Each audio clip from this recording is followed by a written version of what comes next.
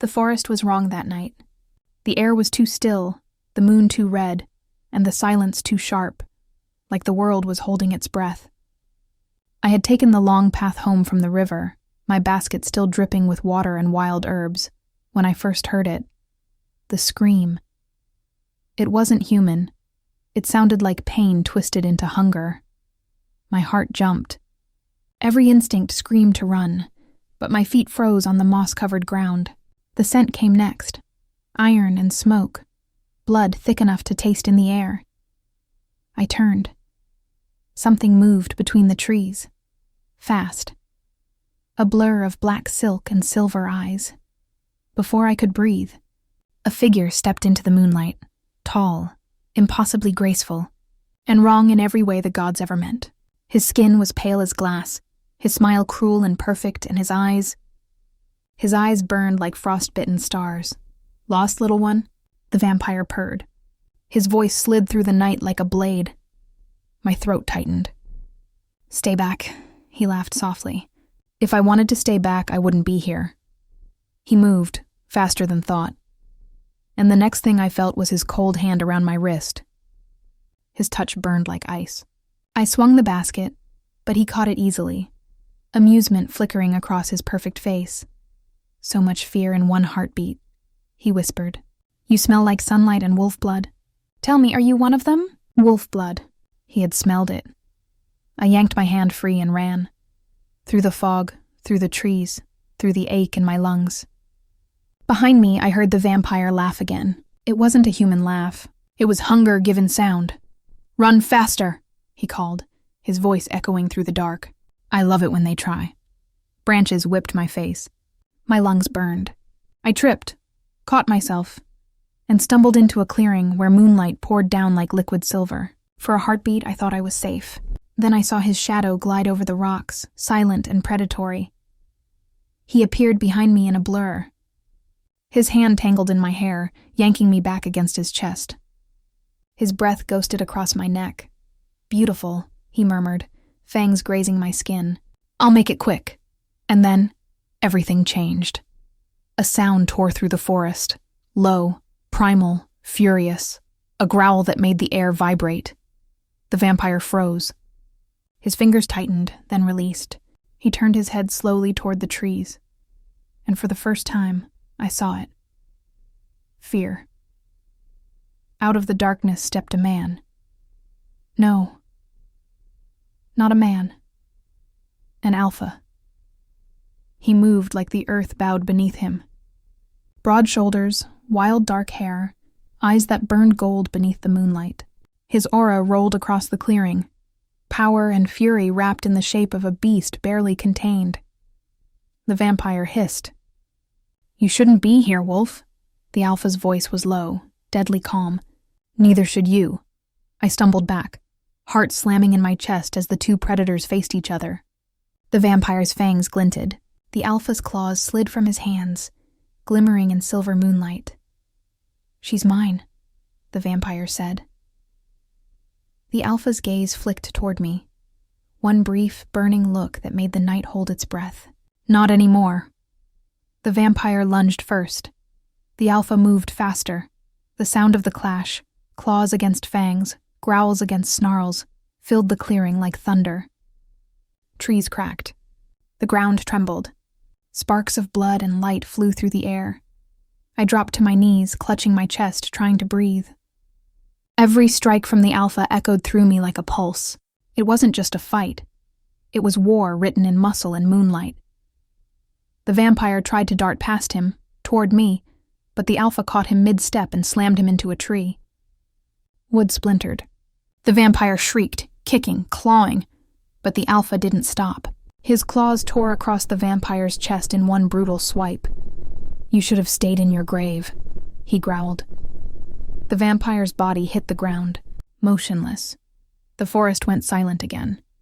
The alpha turned slowly, his chest rising and falling, eyes still glowing gold. For a moment, I thought he was going to leave, but then his gaze softened, just slightly, when he saw me trembling on the forest floor. He walked closer, the growl fading into a voice softer than I expected. "You're safe now." I shook my head. my voice barely a whisper. "Who are you?" He knelt beside me, his scent filling the air, wild pine, smoke, and rain. "Kale," he said. "Alpha King of the Bloodfang Pack. Bloodfang. The stories whispered about them in every village. Warriors born under the crimson moon. Protectors of balance between wolves and night creatures. I shouldn't have been here," I murmured. "You shouldn't have been alone," he replied. His hand hovered near my arm, close enough to steady me but not touching. "He would have killed you. Why did you help me?" His jaw tightened. "Because you're under my moon. And because—" He paused, eyes flickering toward my neck. "He marked you." I touched the spot where the vampire's fangs had grazed. It burned faintly, a cold fire under the skin. "What does that mean?" I asked. Kale's voice dropped lower. "It means you're bound to him, unless I break it." "How?" He looked at me for a long moment, the golden in his eyes shifting like molten sunlight. "By claiming you before the next moonrise." My breath caught. "Claiming me?" "It's the only way to erase a vampire's bite," he said quietly. "But it's not something done lightly. It's a bond. Blood for blood, soul for soul." The forest seemed to tilt around us. I felt the weight of his words. The danger. The intimacy. The impossible choice. Somewhere behind him, the vampire's body twitched. The alpha rose instantly, stepping between us, his claws ready again. "He's not dead," Kyle muttered. The vampire's voice slithered through the dark, weak but filled with venom. "You can't protect her forever, Wolf. The blood has chosen." Kale's growl rumbled deep, primal. "Then I'll make the blood change its mind." He turned toward me. "We have to go. Now." Before I could respond, he lifted me easily, one arm around my back, the other steady beneath my knees. The forest blurred as he moved, faster than wind, faster than fear.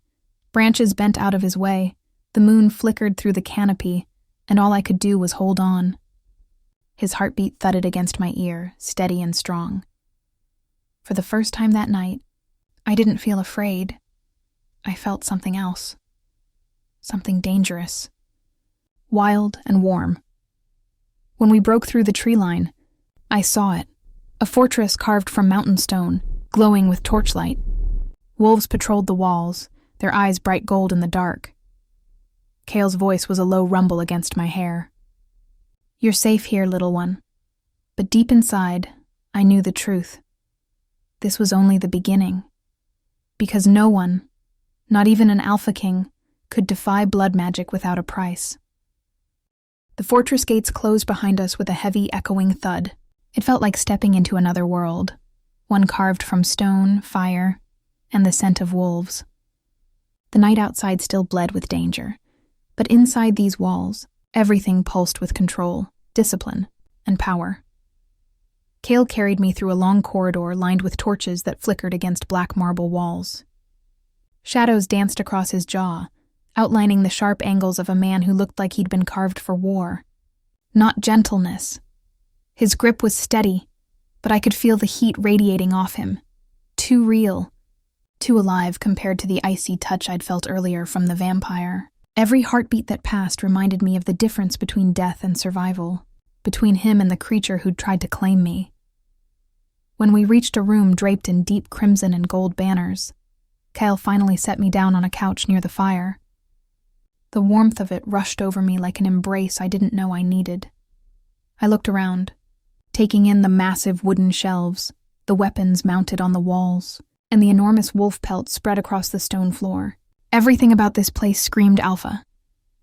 Kale stood by the fire for a moment, his eyes glowing faintly in the light. "You're trembling," he said quietly.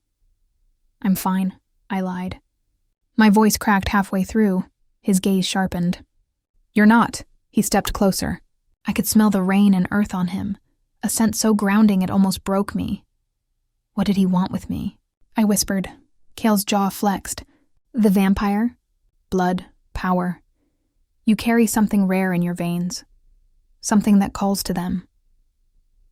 I frowned. "I'm not a wolf. I'm not anyone." He studied me for a long moment, as if he were reading the truth in the beat of my pulse. You're something more, he said finally. That's why he came for you. I wanted to argue, but I couldn't. I could still feel the burn where the vampire's teeth had grazed my skin. My blood felt different, cold in places it shouldn't be. Cale must have sensed it too, because his expression darkened. His mark is still active, he muttered. If we don't break it before dawn, he'll find you again. The bond will lead him straight here. My chest tightened. You said there's a way to break it. He nodded once. Yes, but it binds both our fates. Then do it, I said too fast, too desperate. I don't care how. Cale's eyes flicked to the firelight. You should care. What you ask means more than safety. It's connection. Once done, it can't be undone. I didn't ask to be bitten, I said, my voice trembling. And I didn't ask to die. So if this is my only way to live, then I'll take it. For a long time, he didn't move. Then finally, he walked toward me, slow and deliberate, each step heavy with something that wasn't just power. It was restraint. Once I claim you, he said softly, you'll feel what I feel. Hear my thoughts when the moon is high. My pack will sense you as mine. You'll never be able to run from the bond, not even if you wanted to. I met his eyes. I don't want to run. Something flickered behind his gaze, something raw, almost pained. Then, like a man surrendering to fate, he nodded. Then you need to trust me, he said. Completely.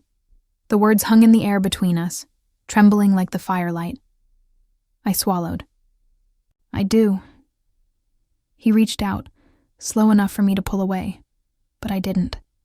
His hand brushed the side of my neck, and the warmth of his palm seeped into my skin, burning away the cold left by the vampire's touch. His eyes glowed brighter. Close your eyes, I obeyed. The world tilted. The sound of the fire dimmed. The air thickened, charged with a wild kind of energy that made every hair on my body rise.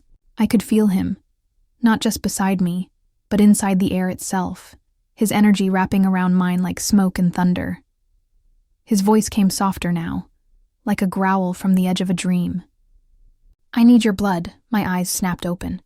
He was still there, standing so close I could feel his breath on my skin. What? To seal the bond, he said. Blood for blood, moon for moon. That's how the old magic works. Before I could think, he drew a small silver blade from his belt. It shimmered faintly, runes etched into the metal. He turned his wrist, pressing the blade against his own palm. A thin line of crimson bloomed across his skin. Then gently, he offered it to me. Your turn, he said. I hesitated only a heartbeat before taking the blade. It felt warm, like it had already memorized his pulse. I pressed it to my palm and flinched as it sliced through skin. A sting, sharp and honest. Kyle took my hand in his. His blood met mine, hot against hot, life against life. The moment they touched, the air crackled. Light flared from the contact, golden, then red, then white so bright it made my vision blur. The floor trembled. The fire roared. Somewhere in the distance I heard wolves howling. One voice, then dozens, answering the bond that was forming between their king and... Mikhail didn't flinch. His grip tightened. His eyes locked on mine, glowing brighter than any moon. Say it, he murmured. Say you accept it. I accept it. The words left my lips and broke something open inside me. The light surged, wrapping around us both like ribbons of flame. I felt it crawl through my veins, burning, reshaping, binding. My heartbeat stumbled, then synced with his. When the light faded, I was on my knees, breathless, trembling, but alive. Cale knelt with me, his chest rising and falling fast, sweat glistening across his temple. He touched the back of my hand, now marked by a faint silver crescent, the same symbol glowing on his wrist. It's done, he said, voice hoarse. I could still feel the pulse under my skin. Not just mine anymore. Ours. What happens now? I asked quietly. Cale looked toward the window where the first pale streaks of dawn crept through the stone. Now he can't call you anymore. The vampire's claim is broken. Relief hit me so hard my eyes stung. But before I could thank him, he straightened, his jaw tight. You should rest. The bond will drain you for a while. He turned to leave. Kyle, I said softly. He paused at the door. Thank you. His shoulders tensed, then relaxed. Don't thank me yet. You've just tied your life to a monster. When he was gone, the room felt different. Quieter, but heavier somehow. My pulse still matched his rhythm, even from afar. Every time my heart beat, I felt an echo that wasn't mine. The mark on my wrist shimmered faintly in the half-light. Outside, the fortress stirred with distant howls, low and mournful, like they knew what had been done. I didn't sleep that night. Not really. Every time I closed my eyes, I saw the vampire's silver eyes, and behind them, Kale's golden ones. Fire and frost, death and protection, and somewhere deep inside me, under the pulse of the new bond, a whisper stirred, a promise or a warning. I couldn't tell. The blood never forgets. And though I didn't know it yet, breaking one bond had only forged a far deadlier one. The first thing I felt when I woke wasn't pain. It was his heartbeat, not the vampire's. I realized that with a rush of relief. But Kale's, slow, anchored, thunder made human. It pulsed through the new mark on my wrist like a tide that had learned my name. When I sat up, the room swayed, then steadied, as if the fortress itself made room for me. Morning washed the stone in a pale, honest light. Outside the narrow window, mist curled over the training yard, where wolves in human skin moved through drills. Silent, lethal, disciplined. Steel flashed, dust rose. A whistle cracked the air and bodies responded like one mind. A kingdom of muscle, breath, and vow, a soft knock. The door opened a hand's width. May I? A girl with copper-brown skin and bright eyes slipped in without waiting for permission. She carried a tray that smelled like honeyed oats and heated berries. I'm Mira, she said, setting the tray near the hearth. Beta healer. The Alpha asked me to check your pulse, your temperature, your everything. My everything feels like it was rewritten with fire, I said, trying to smile. Is that normal? For claiming magic? Yes. She perched on a low stool, fingers cool and quick at my wrist. Her eyes flicked to the crescent mark. Looks clean. No necrotic veining. No frost bloom. Good sign. Frost bloom? When a vampire bite keeps whispering even after the bond is formed. It climbs under the skin like winter. Kale cut it fast. She paused, studying my face. He usually doesn't move that fast for anyone. Heat raked my neck. I didn't give him much choice. No, she said softly, but he gave you his. That matters. Before I could answer, the world tilted in a different way, as if a door had opened inside my head and wind flowed through it. A scent that wasn't a scent, a feeling that wasn't quite a feeling. Heat over snow, fur over steel. A question shaped like a name.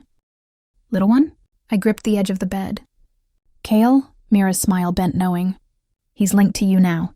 You'll hear him strongest at dawn and moonrise. Our Alpha is loud without saying a word. I didn't mean to startle you, the voice in my chest rumbled, gentler now. Breakfast. Then the high hall. Council meets in an hour. Wear something warm. Stone keeps the night. The link closed like fingers easing off a throat. I shivered. Mira stood. I'll bring you something from the Queen's winter chest. She stopped, reconsidered, then said, From the chest that used to belong to the last Luna. A shadow crossed her eyes. She died 3 winters ago. You don't have to wear any of it if it feels wrong. I don't want to take a dead woman's things. Mira nodded once, relieved. Then we'll dress you like yourself. She chose a simple black dress lined in fur at the collar, practical boots, and a fitted leather belt with a pouch for herbs. When I glanced at the weapons wall, she followed my gaze and offered a slim blade. I don't know how to use it, I admitted. That's why we train. She pressed the hilt into my palm. Keep it, because you're alive, not because you're afraid. In the high hall, banners hung like night torn into strips. Crimson, slate, bone white. Wolves had carved their history into the columns, moons and names and runes worn thin by centuries of hands. At the far end, a long table waited, ringed with men and women whose eyes watched like winter, not unkind, but unwilling to be fooled. Cale was already there. When he looked up, the room changed. Not for them. Perhaps they were used to the way his presence bent space. But for me, everything tightened and found focus. The Bond hummed like a chord tuned to the right key. He wore black again, a high-collared jacket edged in the faintest thread of silver. His hair was still damp at the ends, a wild dark that had kissed snow 1,000 times and refused to be tamed. He didn't smile. But something eased in his face when his gaze found me, like a sword lowering 1/2 inch. "Sit," he said quietly, indicating the chair to his right. The council didn't like that. I felt it swirl, disapproval cooled by obedience. A gray-haired man to Cale's left, broad-shouldered with a scar that climbed his jaw like a vine, cleared his throat. "Alpha, before we begin..." "We've begun, Theron," Cale said. "Speak while the beginning is fresh." Theron's eyes flicked to me. "Bringing an outsider to council, bringing her, is a risk." "She isn't an outsider," Cale replied. "She's bound," a murmur rolled. My throat tightened. I kept my chin level. Theron leaned forward, scar whitening. "Then say it plain, Alpha. Did you claim the girl to break a vampire's bite, or to replace a Luna?" Silence fell like snow. Cale didn't look away from me when he answered. "I claimed her to keep her alive. And what does she bring us?" Another voice, icy, measured, spoke from farther down. A woman with ink-black hair braided in a crown, wearing a hunter's green, beyond trouble with the nightkin. Before Cale could answer, the world went cold. Not the room. Not the air. Something in the underneath dropped 10 degrees. The place where breath becomes frost and shadow becomes hand. The bond in my wrist pulled tight enough to sting. Cale's head snapped toward the massive doors, just as they boomed once, twice, 3 times. They didn't open. They bowed. Frost spidered across the iron in delicate veins. Candles guttered, then died, one after another, a line of surrender down the table. The only light left came from the windows, thin, gray, a morning losing its nerve. A whisper slid along the stone like wet silk. "Found you." Mira's hand was at my back before I realized I'd reached for the blade she'd given me. Cale was a step ahead, between me and the doors, claws bared, his body a wall. The council rose, chairs scraping, steel singing free. The great doors didn't open so much as dissolve. Cold poured through, and with it, a figure I recognized like a scar. Tall, pale, hunger cut into a smile. The vampire who had tried to claim me. Not merely alive, renewed. He'd dressed for a court he didn't respect. Dark velvet, a silver cravat pinned with an onyx drop that drank the light.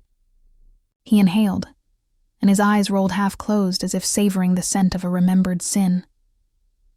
"I wondered where you'd hidden her," he said to Cale, voice bright with delight. "Of course, under your own teeth." Cale didn't blink. "You enter my hall under my son. You leave in ash," the vampire sighed. "So territorial, wolves. You gnash, you posture, you mistake endurance for dominion." His gaze slid to me and warmed, which made it worse. "Hello, little singer." "I never sang for you," I said. My voice didn't tremble. I was oddly proud of that. "Not yet." He tilted his head. "But your blood did." Cale moved, so fast the air cracked. The vampire moved faster, or maybe he flowed, sidestepped without stepping, and Cale's claws met column instead of chest. Stone split, dust coughing into the room. Chaos erupted. The council became a storm of blades and bodies. Some wolves shifted mid-lunge, bones rethreading flesh with wet sounds, fur bursting like flame. Others held human shape and fought like gods made of tendon and oath. The vampire only laughed. He leapt to the table, gliding along its polished spine as if skating on the river of our fear. He flicked 2 fingers. Frost bloomed across weapons, across skin. Abita cried out, clutching a forearm gone white-blue. I reached for the pouch at my belt, fumbling for the one thing I trusted, herbs. I didn't have the right ones, not for this, not for winter magic. But I had fireleaf, dried, bitter, stubborn as weeds between gravestones. I crumbled a pinch in my palm, whispering, wake, burn, become. Heat flickered against cold. Not much. Enough. Down, Mira hissed, dragging me beneath the table as a chair shattered above us. Do not draw his eye. He wants you marked in fear. He already had that, I said. I'm finished giving it to him. A hand seized the edge of the table and flipped it like paper. We were exposed. Mira with her healer's knife, me with my ruined leaf and my pulse too loud. The vampire crouched above us, smiling like a lover who had found a hidden room. You smell like him now, he murmured to me. Gold in the blood. Sunlight where night should nest. How delicious. Step away, Kale said behind him, a sound more than words. The vampire didn't, so Kale took him. He didn't leap this time. He closed. A slow, inevitable crossing. Each step another law thrown at the vampire's feet. When he struck, it wasn't wild. It was ordained. Claws caught velvet and turned it to ribbons. The onyx pin spun across stone and chimed once, like a bell announcing doom. The vampire hissed, pretty face torn. He shoved an open palm toward Kale's chest. Frost exploded outward. It hit the bond first. I gasped as ice lanced through my wrist, shot up my arm, kissed my heart. I saw for a breathless instant through Kale's eyes, teeth, hunger, the old enemy wearing youth like a lie. I felt his ribs seize, the cold trying to root in the heat he carried like a standard. No, I heard myself say. I pressed the fire leaf to the crescent on my wrist and pushed.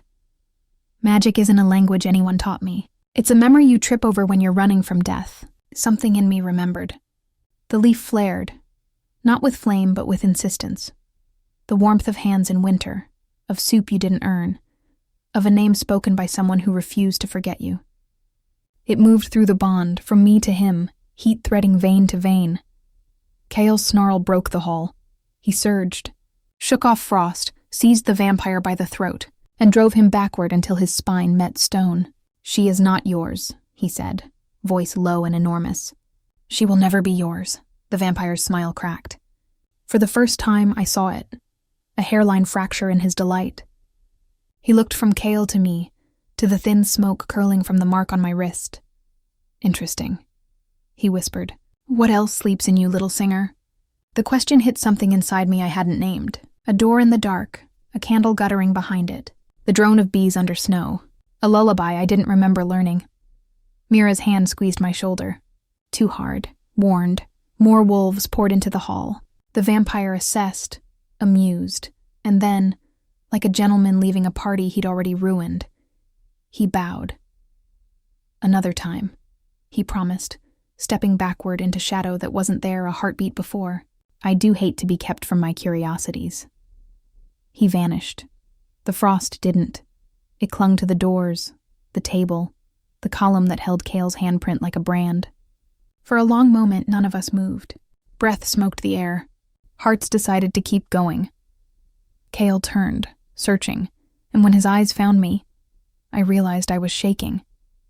Not from cold, from aftermath. From being prey, then almost prey again, then something else entirely. He came slowly, halting a pace away as if to ask permission. I closed the distance because I didn't trust my legs to hold if I didn't. His hands came up, one hovering at my cheek, the other at my wrist. The crescent mark was still warm, a ghost of ember under skin. What did you do? He asked, voice a rasp. I don't know, I said honestly. I just didn't want you to freeze. A corner of his mouth threatened something like a smile, and changed its mind. He took my wrist gently, turning it, studying the faint curl of smoke that still rose from the skin. His eyes lifted. Gold deepened to molten. Your blood answered mine. Behind him, the council crept their way back into ceremony. Orders were given. The frost was salted, scraped, prayed over. Wounded were moved, catalogued, promised warmth. The world pretended to resume. Theron approached, tension dragging his jaw. Alpha, this was an incursion. He should not have breached the wards. He didn't breach them, the huntress in green said softly, crouching by the ruined door. Her fingers traced a sigil carved shallow and recent into the iron. He was invited. A silence more dangerous than any shout followed. Kale's eyes turned to iron. By whom? No one answered. Not because they didn't know, but because they knew it would matter to their future teeth. Kyle released my wrist and straightened. King again. Double the wards. Triple the sentries. Find the break. He looked back at me, and for an instant the king fell away and the man remained. With me. He led me through a side passage, narrower, older, lined with things that didn't belong to council. A cracked mirror, a child's wooden wolf, a fragment of a broken crown half sunk in dust. We ended in a room that pretended to be a study but remembered being a sanctuary.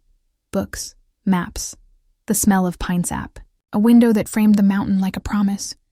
He shut the door, and the outside dimmed to a rumor. "Tell me," he said, "all of it."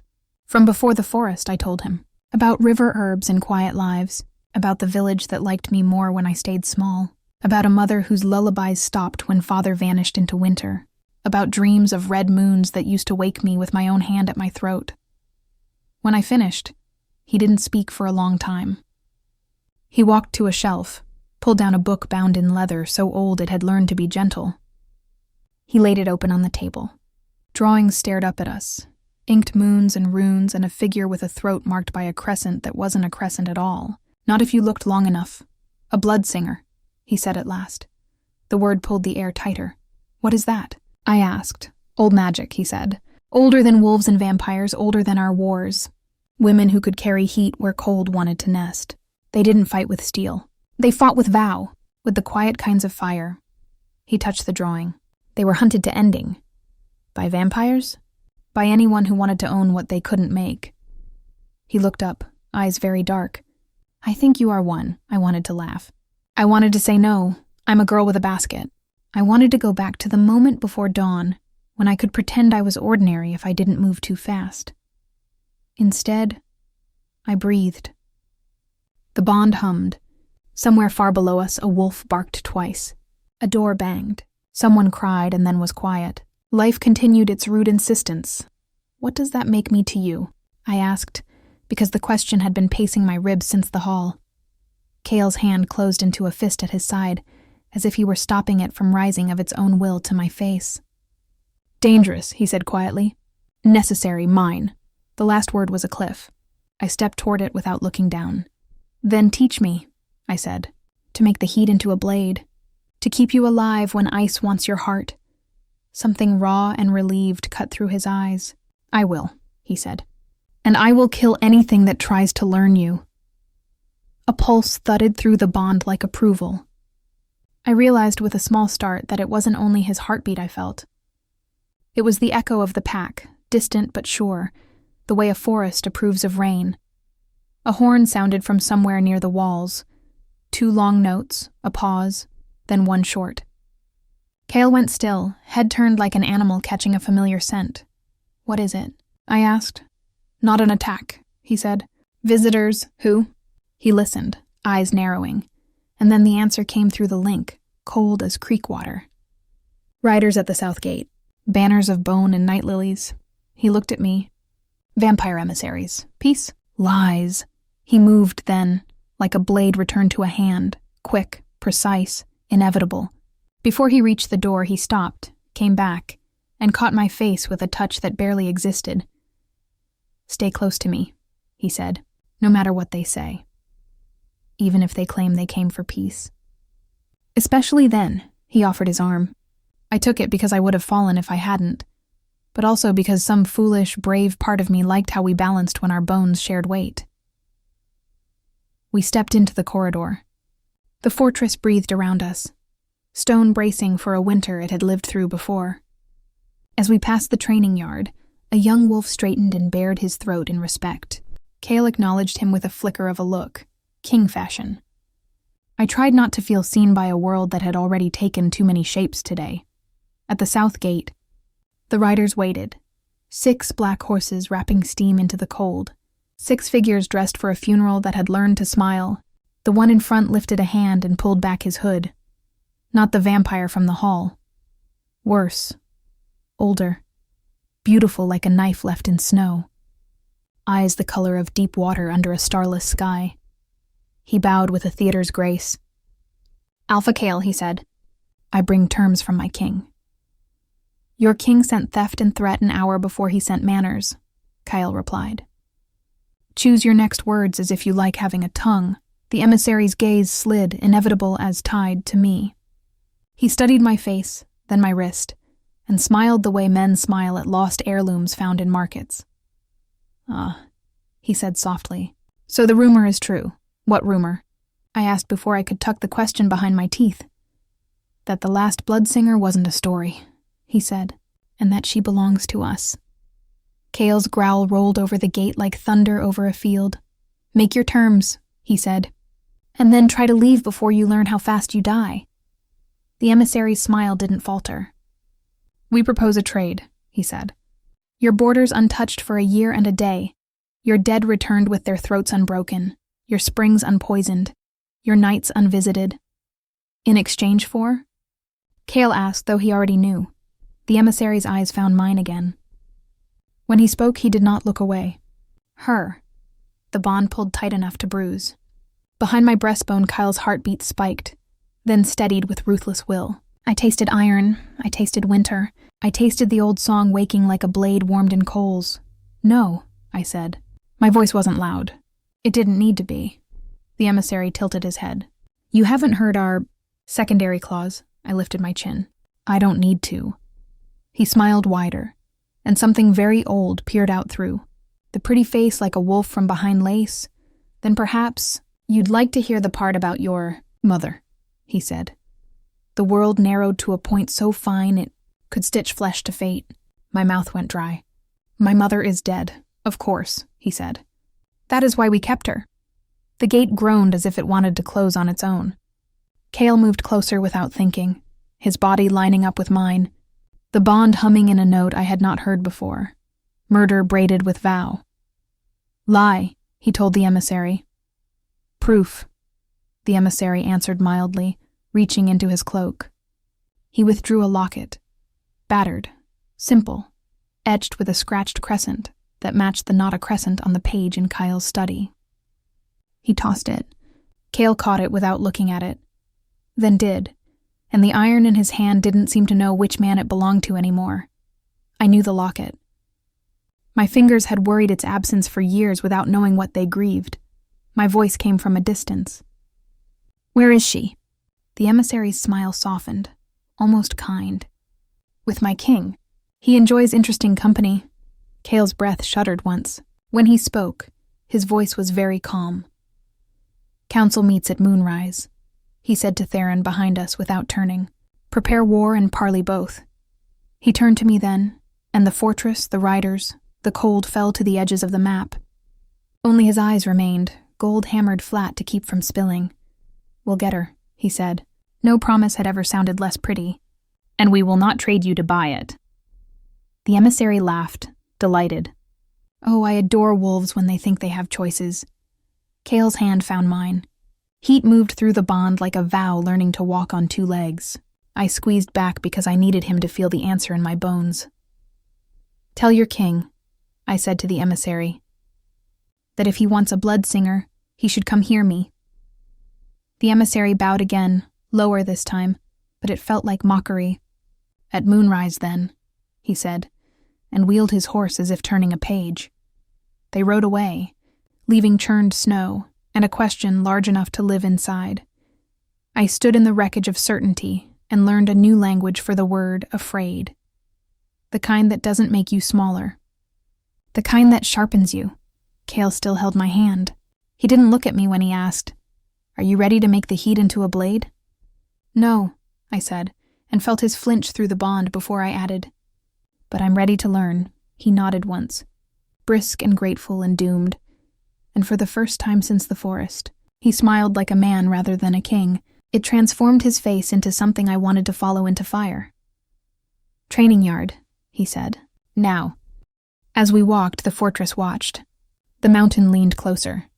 Somewhere in a room that didn't belong to us, a king of night braided a dead woman's hair and waited for moonrise. I pressed my free hand to the crescent mark and felt it thrum. Not weak. Not frightened. Not kind. Awake. If he wanted a singer, I would give him a song that bled, and beside me, Kale's heartbeat answered in time. The training yard was silent except for the wind. Snow dusted the stone floor, a pale shimmer under the morning light. Kale stood in the center, shirtless despite the cold, steam curling from his skin like smoke from a living forge. His eyes, those molten gold eyes, watched me not with the warmth I'd felt last night, but with the fierce, measured calm of a commander preparing his soldier. "Again," he said. My arm ached as I lifted the blade. The leather hilt was slick with sweat despite the freezing air. I swung, my movement clumsy but full of will. He caught the blade easily in his bare hand, twisting it out of my grip and tossing it into the snow. "You hesitate before every strike." "I'm not a warrior," I shot back. His gaze sharpened. "You are now." The words hit like a slap, and yet they steadied something in me. The bond between us pulsed, low and electric. He could feel my frustration. I could taste his restraint. Every heartbeat between us was an unspoken lesson. Survival meant transformation. He stepped closer, voice low. "A blade doesn't ask permission to burn through air. Neither should you." I met his gaze, pulse racing. "Then teach me to stop asking." For a moment, his expression softened, then vanished behind that wall of control again. "Good. Now again." He retrieved the blade and handed it to me. The weight felt different this time, heavier, but also more mine. We trained until my muscles screamed. The sun climbed higher, turning frost into glitter, then sank again. Every movement Kale taught me came with meaning. Never waste a step, never fight the darkness head on. Always draw its hunger into your rhythm and strike when it overreaches. By dusk, I was trembling from exhaustion. Kale's hand came to rest lightly on my shoulder. "Enough for today," I turned to face him. "You're holding back," he almost smiled. "If I didn't, you'd be dead." Then maybe that's what it takes to learn. His eyes flicked to mine, the bond between us humming so loud I could barely breathe. For a heartbeat, I saw something raw there. Fear. Not for himself, but for me. "You don't need to prove anything to me," he said quietly. "You're already mine to protect." "I didn't bond with you to be protected," I whispered. "I bonded to fight." That made him pause. "Then you'll have to learn control first. You burned through my magic yesterday when you broke the frost. That power wasn't borrowed, it was yours. You could destroy everything if you don't understand it." "How do I understand it?" he exhaled. "By facing what created it." The words unsettled me. "You mean my mother?" Kyle nodded. "They'll use her against you. They already are." The wind carried a low, mournful howl from the cliffs beyond the fortress. Every wolf in the pack stilled, Kale's head tilted slightly, listening. "They're here," he murmured. "The emissaries kept their word." He looked back at me, and something in his expression shifted. Protective, yes, but also something deeper. "Whatever they say, whatever they show you, don't believe it unless you feel it through the bond. Truth can lie, but the bond cannot." I swallowed hard. What if they make me doubt even that? "Then I'll remind you who you are." He reached out, his thumb brushing the crescent mark on my wrist. The touch was brief but grounding, sending warmth spiraling up my arm. "Ready?" "As I'll ever be." We left the training yard and climbed toward the high tower, where the parley would take place. The fortress had changed since last night. Torches burned blue instead of gold, and runes shimmered faintly across the stone. Ancient protections reawakened. Every step echoed like a drumbeat. The chamber was already filled when we arrived. Theron stood at Kale's left, Mira at my right. Across the marble floor stood the vampire emissaries. 6 of them again, this time without horses or pretense. They looked untouched by the cold, their eyes bright and hungry. At their center was the one who had spoken of my mother. He smiled faintly. "We meet again, Bloodsinger." Kyle's hand brushed mine under the table. I drew strength from the contact, from the warmth that pulsed through our bond. "State your terms," Kyle said, his voice calm, steel behind velvet. The emissary bowed slightly. "Our king offers peace, if you surrender what belongs to him." His gaze lingered on me. Kyle didn't move. "You mistake protection for possession. And you mistake prophecy for choice," the the vampire replied. You think this bond saves her, Alpha. It only binds her tighter to the curse that made her. Mira leaned close, whispering, He's baiting him. I could feel it too. Cale's heartbeat quickened, anger tightening his grip on my hand. The bond shimmered, almost glowing between our palms. Your kind talk of curses, Kyle said, because you can't bear the thought of something pure choosing not to belong to you. The vampire's smile didn't fade, but the edges sharpened. Then let her choose now. He raised a pale hand. The air split open like torn fabric, and through it came a sound that didn't belong in this world.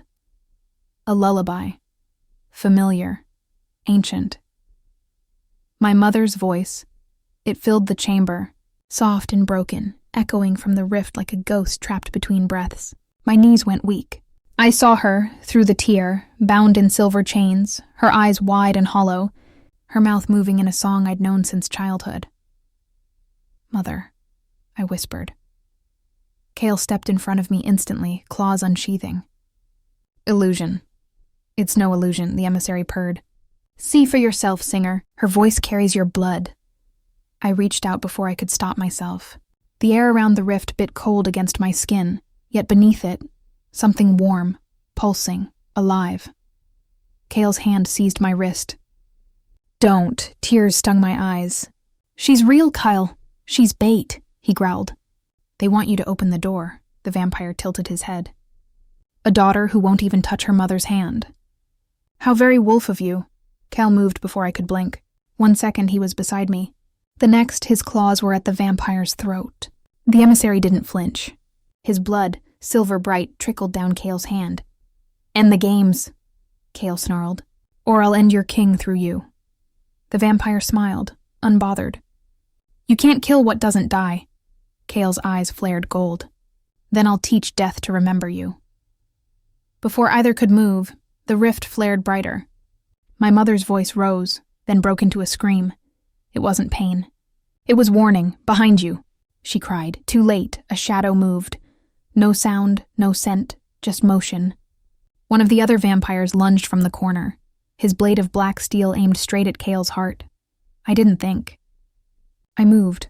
The world slowed, light bending around me. The mark on my wrist blazed silver hot, the bond thrumming like thunder.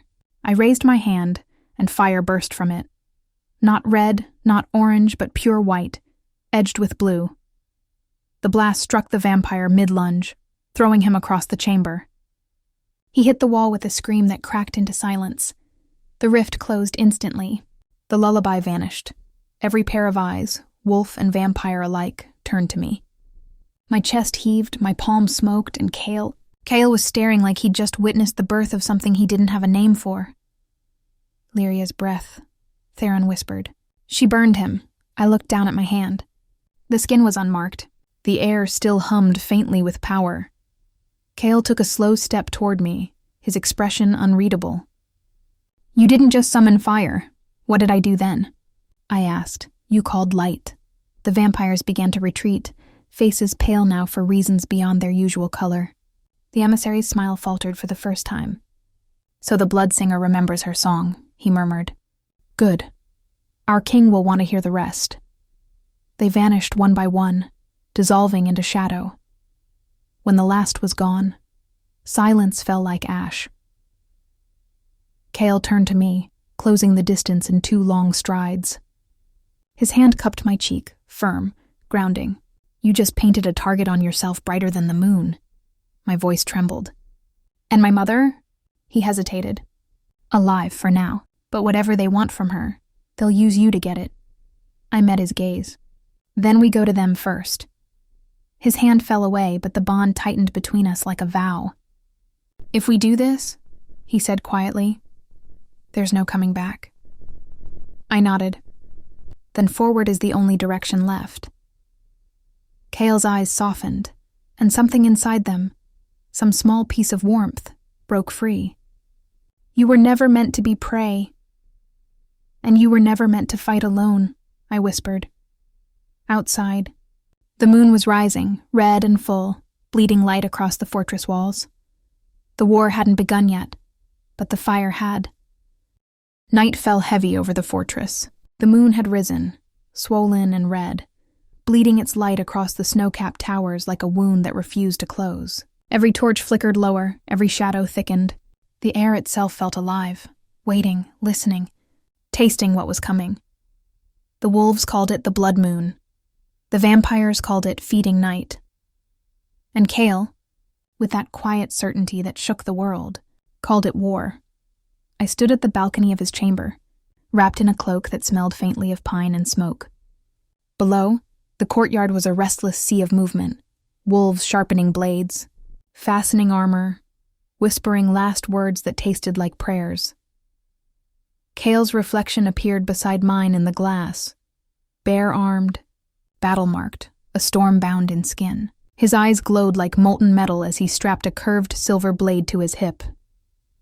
"You should be below with the healers," he said. "And you should be sleeping," I replied. He gave the ghost of a smile. Neither of us seems to be good at following orders. Silence hung between us, thick and electric.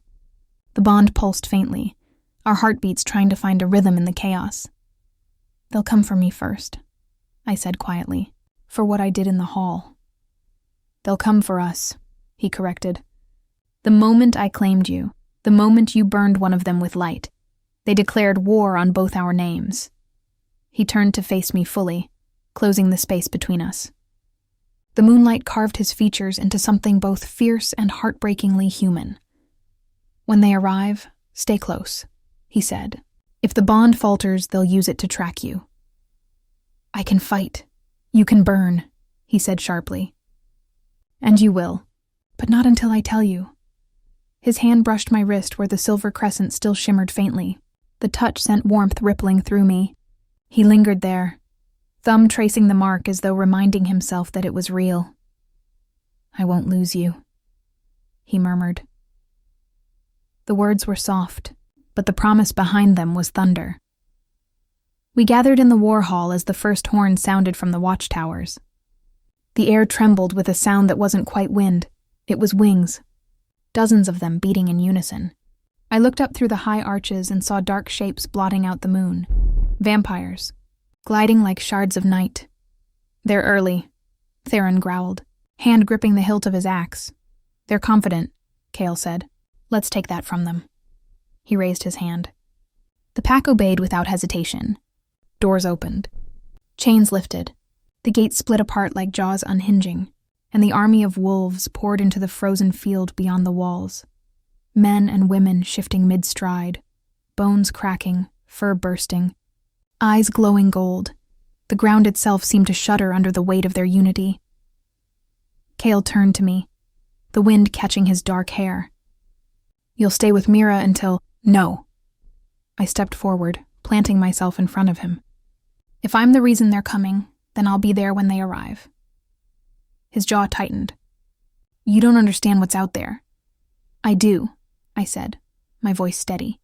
"Because I've already seen it, and I survived it. This time I'm not running." For a heartbeat, neither of us moved. Then he exhaled long and low like surrender wrapped in trust. "Then you stay beside me," he said. "If I fall, you run. You burn the world and run." I nodded. "Deal." The first vampire landed in the field with the grace of a predator that knew its place atop the food chain. His armor gleamed black as obsidian, and his smile was cruel. Behind him, hundreds more descended, an army of hunger draped in velvet and shadow. The emissary who had spoken of my mother stood among them, his pale hair glinting red in the moonlight. When his eyes met mine, he smiled, slow and knowing. "Kale of the Bloodfang," he called out. "Did you think you could keep her hidden forever?" Kale stepped forward, his aura flaring gold. "You trespassed once. You leave here in pieces." The vampire laughed softly. "You misunderstand, Wolf. We didn't come to take her. We came to deliver her inheritance." He snapped his fingers. From behind the ranks, they brought her.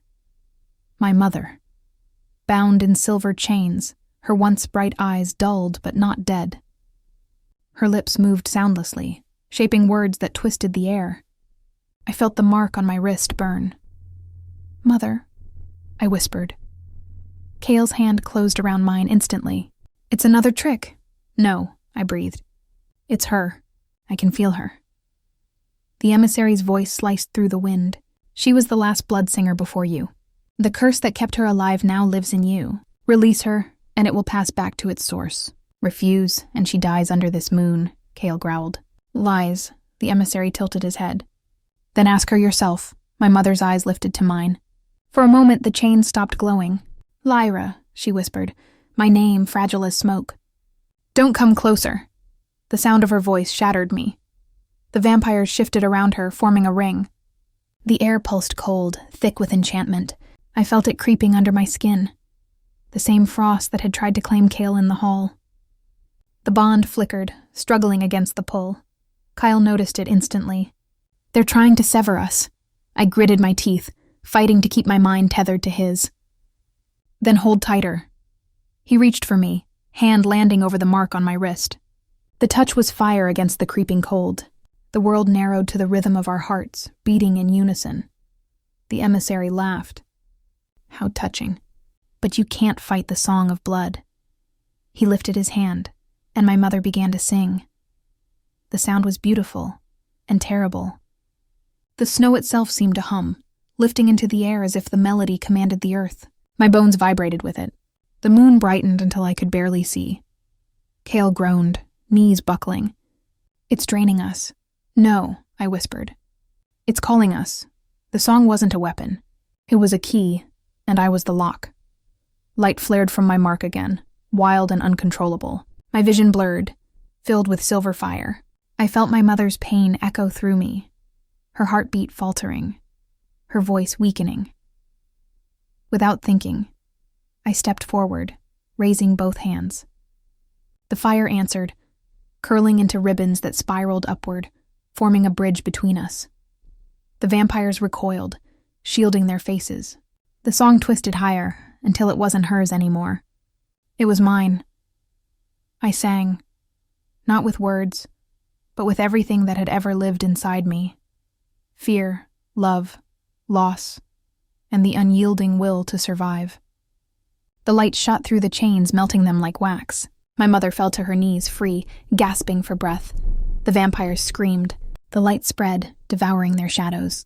Kale rose beside me, his claws glowing gold as he tore through the nearest attackers. For the first time, the wolves and I moved as one. Fire and fang, blood and bond. The emissary staggered backward, his perfect smile gone. Impossible, he hissed. You can't command the song. I'm not commanding it, I said, voice shaking. I am it. He lunged for me, but Kale was faster. His claws met the vampire's chest, driving through bone and heart. The emissary's scream echoed across the field, cut short by the weight of Kale's fury. When the last of them fled into the night, the world fell silent again. The moon hung low and trembling. Kale turned to me, chest heaving, blood streaking his jaw. You did it. I shook my head, my gaze falling to where my mother knelt in the snow. No, we did. He followed my eyes, and the anger in him melted into something softer. He knelt beside her, checking for wounds. She smiled faintly through the exhaustion. You found her, she whispered to me. You found the one the moon chose for you. Kale looked away, his voice rough. Rest. You're safe now. My mother's gaze drifted to the sky. Safe? She murmured. No, Alpha King. This is only the beginning. The blood song doesn't end. It passes. Her fingers brushed my hand weakly, leaving behind a warmth that didn't fade. When the moon bleeds again, the song will call to you once more. Guard it well. Her eyes fluttered shut. The mark on my wrist dimmed, but it didn't disappear. Kyle caught me as I swayed. She's alive, he said firmly. She's just resting, but I knew the truth. My mother's voice had not ended. It had moved. Into me. I looked up at Kale, at the moon burning red above us, and whispered, Then I'll sing for both of us. He brushed a strand of hair from my face, his thumb lingering against my cheek. Then I'll fight for both of you. Our bond pulsed once, bright and sure, before the night swallowed the battlefield whole. Night fell heavy over the fortress. The moon had risen, swollen and red, bleeding its light across the snow-capped towers like a wound that refused to close. Every torch flickered lower, every shadow thickened. The air itself felt alive, waiting, listening, tasting what was coming. The wolves called it the blood moon. The vampires called it feeding night. And Kyle, with that quiet certainty that shook the world, called it war. I stood at the balcony of his chamber, wrapped in a cloak that smelled faintly of pine and smoke. Below the courtyard was a restless sea of movement, wolves sharpening blades, fastening armor, whispering last words that tasted like prayers. Kale's reflection appeared beside mine in the glass, bare-armed, battle-marked, a storm-bound in skin. His eyes glowed like molten metal as he strapped a curved silver blade to his hip. "You should be below with the healers," he said. "And you should be sleeping," I replied. He gave the ghost of a smile. Neither of us seems to be good at following orders. Silence hung between us, thick and electric. The bond pulsed faintly, our heartbeats trying to find a rhythm in the chaos. "They'll come for me first," I said quietly, "for what I did in the hall." "They'll come for us," he corrected. "The moment I claimed you, the moment you burned one of them with light, they declared war on both our names." He turned to face me fully, closing the space between us. The moonlight carved his features into something both fierce and heartbreakingly human. "When they arrive, stay close," he said. "If the bond falters, they'll use it to track you." "I can fight. You can burn," he said sharply. "And you will, but not until I tell you." His hand brushed my wrist, where the silver crescent still shimmered faintly. The touch sent warmth rippling through me. He lingered there, thumb tracing the mark as though reminding himself that it was real. "I won't lose you," he murmured. The words were soft, but the promise behind them was thunder. We gathered in the war hall as the first horn sounded from the watchtowers. The air trembled with a sound that wasn't quite wind. It was wings. Dozens of them, beating in unison. I looked up through the high arches and saw dark shapes blotting out the moon. Vampires, gliding like shards of night. "They're early," Theron growled, hand gripping the hilt of his axe. "They're confident," Kale said. "Let's take that from them." He raised his hand. The pack obeyed without hesitation. Doors opened. Chains lifted. The gates split apart like jaws unhinging, and the army of wolves poured into the frozen field beyond the walls.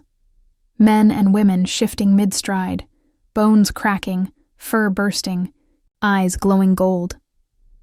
The ground itself seemed to shudder under the weight of their unity. Kale turned to me, the wind catching his dark hair. "You'll stay with Mira until—" "No." I stepped forward, planting myself in front of him. "If I'm the reason they're coming, then I'll be there when they arrive." His jaw tightened. "You don't understand what's out there." "I do," I said, my voice steady. "Because I've already seen it and I survived it. This time I'm not running." For a heartbeat, neither of us moved. Then he exhaled, long and low, like surrender wrapped in trust. "Then you stay beside me," he said. "If I fall, you run. You burn the world and run." I nodded. "Deal." The first vampire landed in the field with the grace of a predator that knew its place atop the food chain. His armor gleamed black as obsidian, and his smile was cruel. Behind him, hundreds more descended. An army of hunger draped in velvet and shadow. The emissary who had spoken of my mother stood among them, his pale hair glinting red in the moonlight. When his eyes met mine, he smiled, slow and knowing. "Kale of the Blood Fang," he called out. "Did you think you could keep her hidden forever?" Kyle stepped forward, his aura flaring gold. "You trespassed once. You leave here in pieces." The vampire laughed softly. "You misunderstand, Wolf. We didn't come to take her. We came to deliver her inheritance." He snapped his fingers. From behind the ranks, they brought her. My mother. Bound in silver chains, her once bright eyes dulled but not dead. Her lips moved soundlessly, shaping words that twisted the air. I felt the mark on my wrist burn. "Mother," I whispered. Kale's hand closed around mine instantly. "It's another trick." "No," I breathed. "It's her. I can feel her." The emissary's voice sliced through the wind. "She was the last blood singer before you. The curse that kept her alive now lives in you. Release her, and it will pass back to its source. Refuse, and she dies under this moon, Kale growled. Lies. The emissary tilted his head. Then ask her yourself. My mother's eyes lifted to mine. For a moment, the chains stopped glowing. Lyra, she whispered. My name, fragile as smoke. Don't come closer. The sound of her voice shattered me. The vampires shifted around her, forming a ring. The air pulsed cold, thick with enchantment. I felt it creeping under my skin, the same frost that had tried to claim Kale in the hall. The bond flickered, struggling against the pull. Kyle noticed it instantly. They're trying to sever us. I gritted my teeth, fighting to keep my mind tethered to his. Then hold tighter. He reached for me, hand landing over the mark on my wrist. The touch was fire against the creeping cold. The world narrowed to the rhythm of our hearts, beating in unison. The emissary laughed. How touching. But you can't fight the song of blood. He lifted his hand, and my mother began to sing. The sound was beautiful and terrible. The snow itself seemed to hum, lifting into the air as if the melody commanded the earth. My bones vibrated with it. The moon brightened until I could barely see. Kyle groaned, knees buckling. It's draining us. No, I whispered. It's calling us. The song wasn't a weapon. It was a key, and I was the lock. Light flared from my mark again, wild and uncontrollable. My vision blurred, filled with silver fire. I felt my mother's pain echo through me, her heartbeat faltering, her voice weakening. Without thinking, I stepped forward, raising both hands. The fire answered, curling into ribbons that spiraled upward, forming a bridge between us. The vampires recoiled, shielding their faces. The song twisted higher, until it wasn't hers anymore. It was mine. I sang, not with words, but with everything that had ever lived inside me: fear, love, loss, and the unyielding will to survive. The light shot through the chains, melting them like wax. My mother fell to her knees, free, gasping for breath. The vampires screamed. The light spread, devouring their shadows. Kale rose beside me, his claws glowing gold as he tore through the nearest attackers. For the first time, the wolves and I moved as one. Fire and fang, blood and bond. The emissary staggered backward, his perfect smile gone. Impossible, he hissed. You can't command the song. I'm not commanding it, I said, voice shaking. I am it. He lunged for me, but Kale was faster.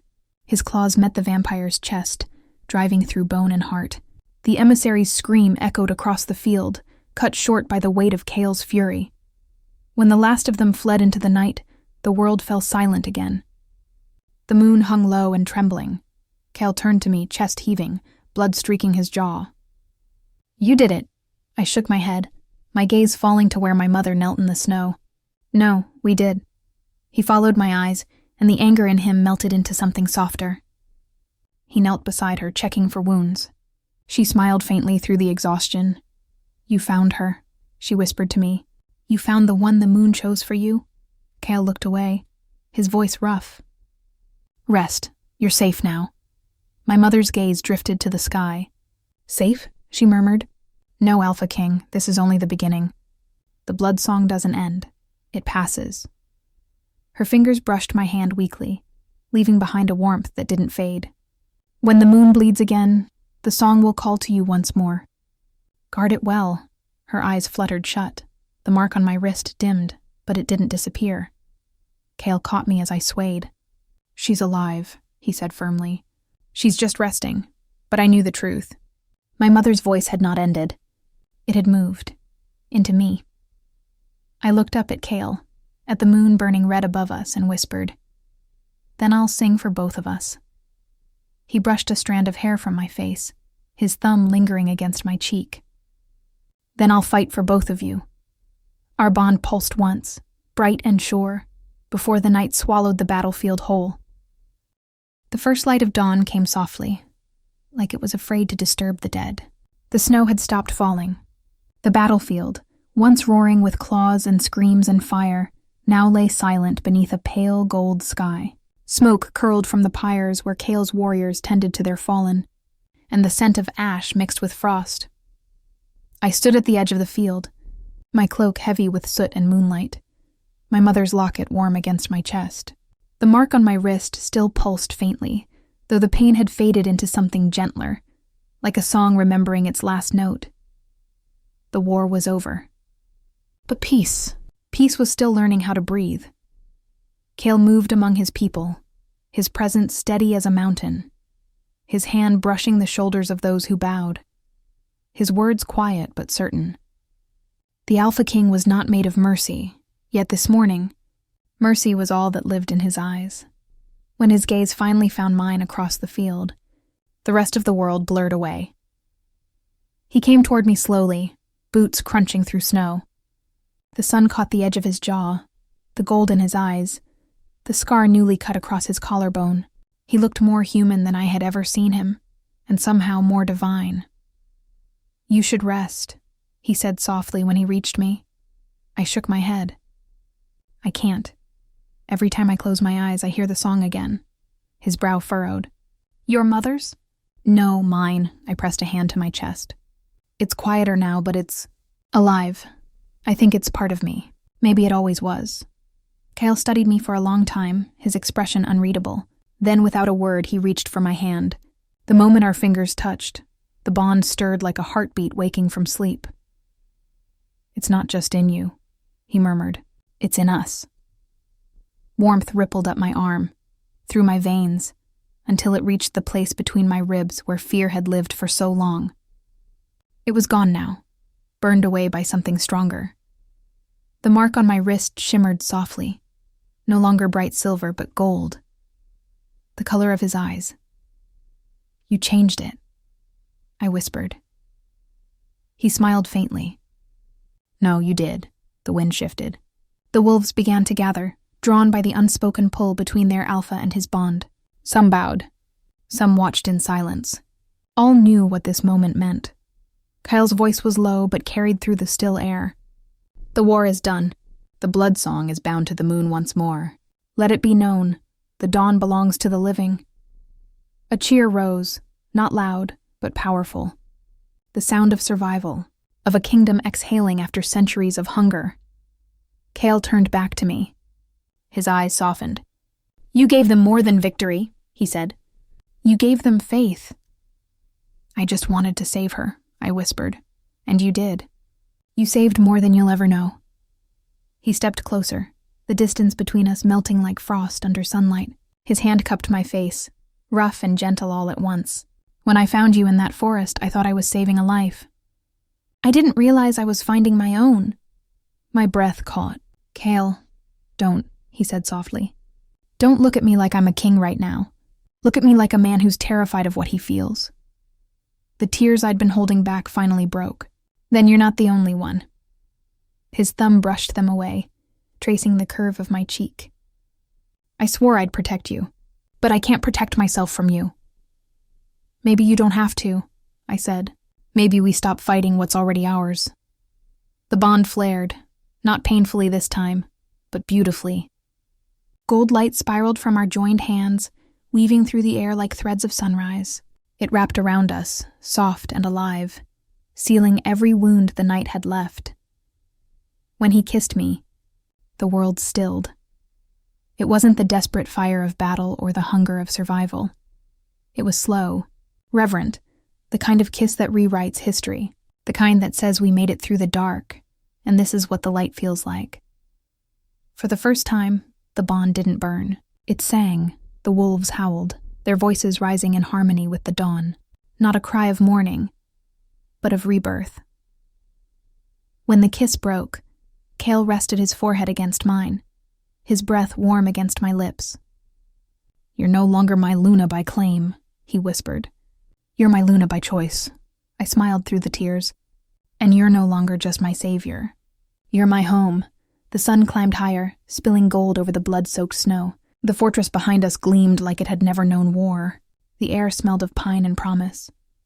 My mother stood at the edge of the field, wrapped in a cloak of light, her eyes brighter than they had been in years. She smiled once, soft, proud, and then faded into the wind, her song lingering in the space she left behind. Cale followed my gaze. She's gone? I nodded. No, she's free. We stood there as the sun crowned the mountains, its light washing over us. For the first time, the world felt clean. Kyle took my hand again, his thumb tracing lazy circles over the mark on my wrist. So, what happens now? I looked toward the rising light, the mountains, the sky. Now, I said, smiling. Now we live. He laughed softly, a sound rare and beautiful. Then live with me, Lyra. Not as my queen, not as my bond, but as the woman who taught a beast how to love. The words wrapped around me warmer than the sun.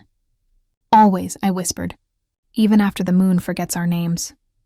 He drew me close again, and together we watched the new day break over a world that had finally stopped bleeding. The bond between us hummed like a heartbeat shared by two souls, and somewhere deep inside it, I swore I heard my mother's voice once more. The song is yours now. Sing softly, my daughter. The world is listening. And under the golden dawn, I did.